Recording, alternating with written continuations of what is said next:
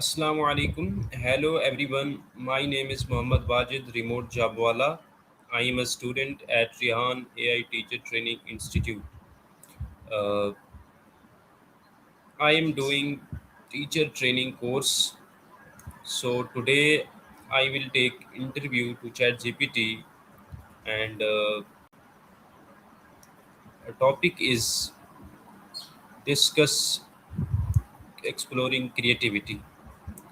Without with without delay, without a delay, let's get started.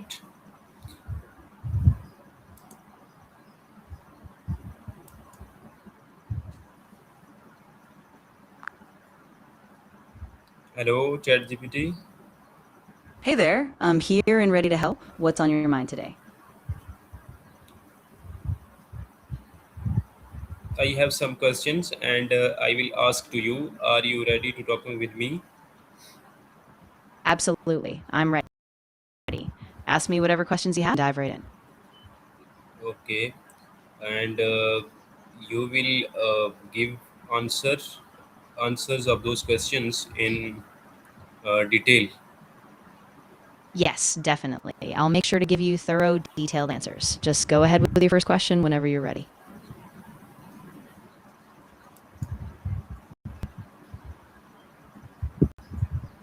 Okay, so my first question is, what does creativity means to you personally?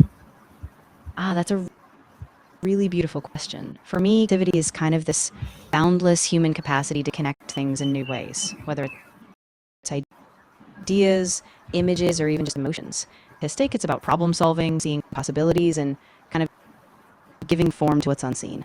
So yeah, it's really a kind of magic, I think. Good. So my next question is, how would you describe your unique voice? Oh, good one. I'd say my voice is kind of like a calm companion.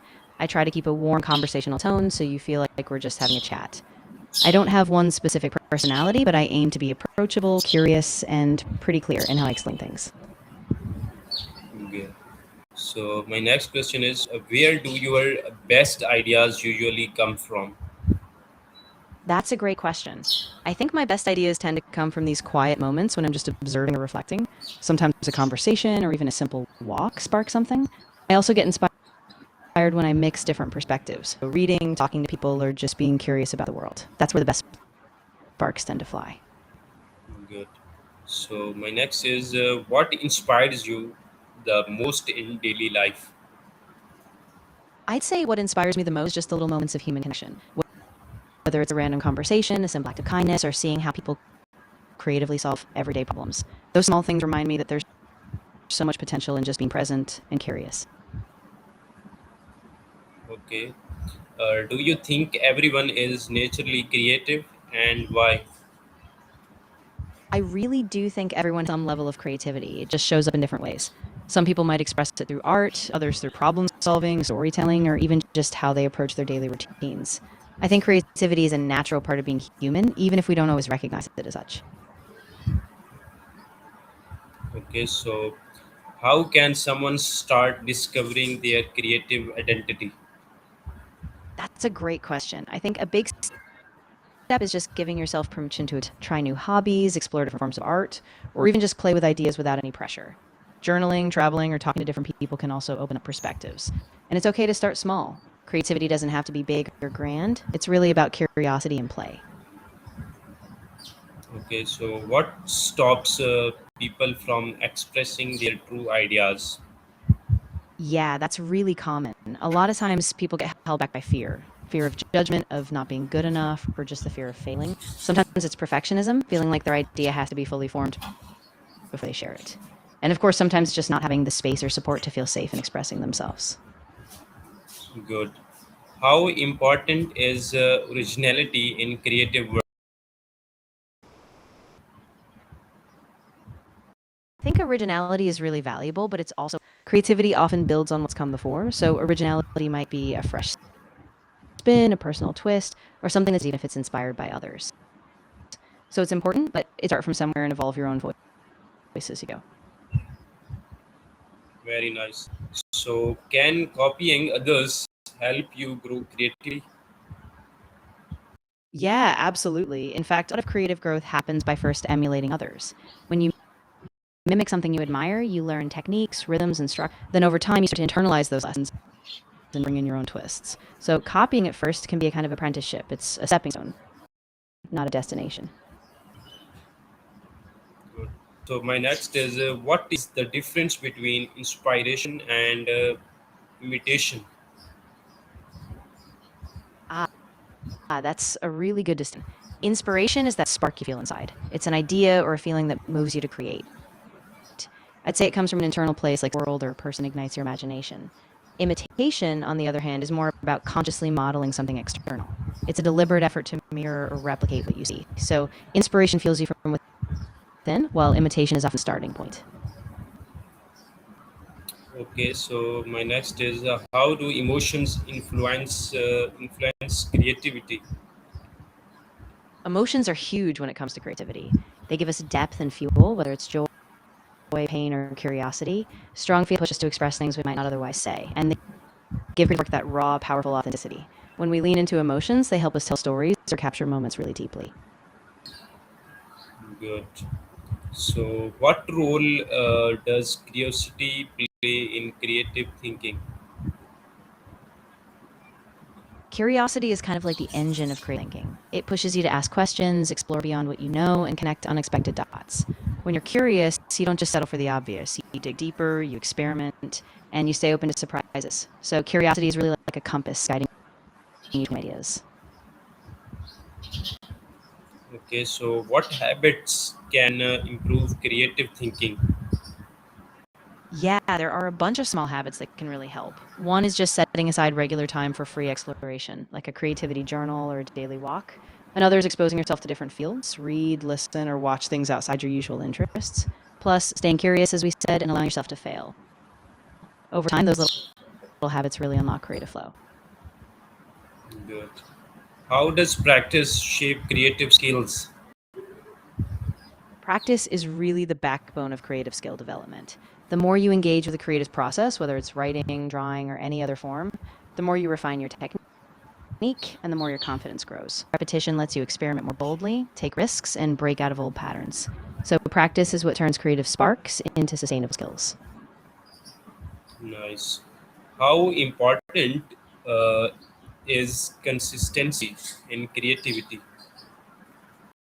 Consistency is really crucial. Even if you only create a little bit each day, that steady rhythm keeps your creative muscles flexed. It also builds momentum. Ideas start to flow more easily when you make time for them regularly. So, it's not about being perfect every time, it's just showing up consistently, which keeps your creativity alive. Good.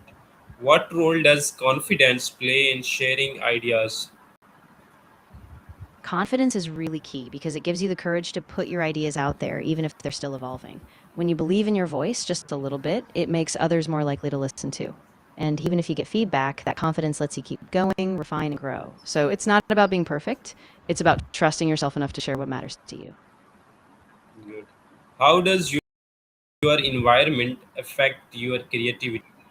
Oh, it affects it a lot. The environment really shapes your creative energy. A space that's inspiring, whether that's a quiet corner, nature, or even just a well organized desk, can help you focus, relax, and let ideas flow. On the flip side, clutter or a distracting environment can really stifle creativity. So, creating a space that sparks inspiration makes a big difference. Okay, so can creativity be improved through learning and how? Absolutely. Learning is like fuel for creativity. When you dive into new skills, concepts, or even perspectives, you expand your mental toolbox. That gives you fresh connections, new techniques, and even confidence. So, the more you learn, the more creative possibilities you have at your fingertips. Good. How does storytelling help express your voice? Storytelling is such a powerful tool because it gives your voice a journey, a rhythm, and a deeper emotional connection. When you tell a story, you invite others into your world, and suddenly your ideas feel personal, relatable, and really alive. It's like you're guiding people through your perspectives, so your unique voice really takes shape in that narrative flow. Very nice. What makes your ideas different from others? I think what my idea is different is that they're really shaped by the specific perspectives I bring. My own combination of experiences, the way I connect different dots, and the kinds of questions I ask. I'm always trying to be curious, open, and kind of playful with ideas. So even if the themes are familiar, the lens I bring is uniquely mine. How do you handle criticism of your creative work? I try to stay really open to it, but also balanced. I remind myself that criticism is a chance to learn, not a personal attack. I look for the kernels of truth, what can help me grow, while also staying grounded in why I created something in the first place. It's a process, but it really helps me refine my craft. Okay, how can collaboration improve creativity? Collaboration is really powerful because it brings in fresh perspectives. When you work with others, you bounce ideas around, challenge each other, and fill in gaps you might not see on your own. It pushes you to go further, try things outside your comfort zone, and often leads to richer, more unexpected outcomes. Good. So, what platforms help you express your creativity best?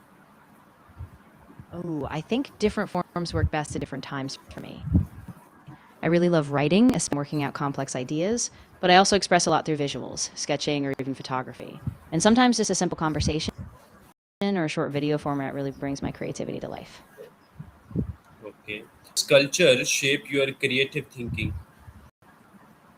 Culture is a huge influence. It kind of acts like a lens through which I see the world. The stories, symbols, and values I grew up with or that I encounter in different communities, they all shape what I'm saying, what I prioritize, and how I express myself. So my creative thinking is really a conversation with culture, always evolving. Good. What is the role of experimentation in creativity? Experimentation is really at the heart of creativity. It's about trying out new things, stepping outside of your comfort zone, and being okay with a bit of uncertainty.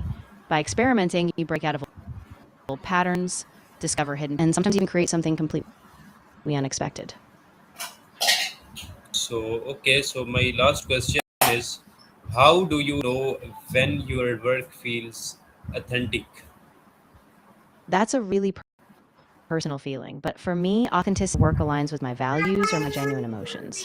When it feels real, even if it's still imperfect. I know it's authentic when it surprises me or when I can feel that I'm fully present in it. So it's not just a replication, it's a true expression. Uh, Helpful information. Of course, if you have questions, yeah, absolutely. Just let me know what else you're curious about, and I'll be happy to dive into that for you.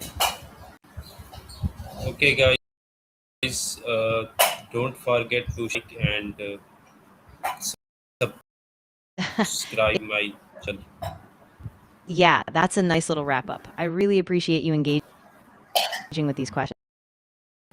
If you ever want to explore more or just bounce around ideas, I'm here.